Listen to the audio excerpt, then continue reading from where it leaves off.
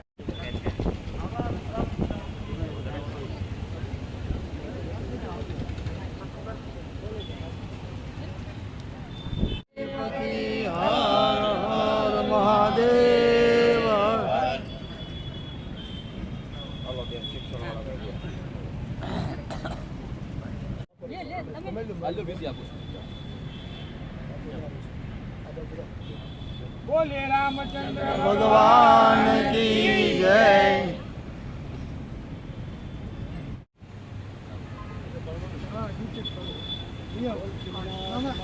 जय जय श्री राम।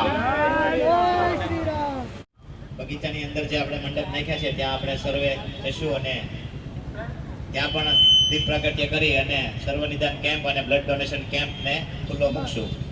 તો હર મહાદેવ હર।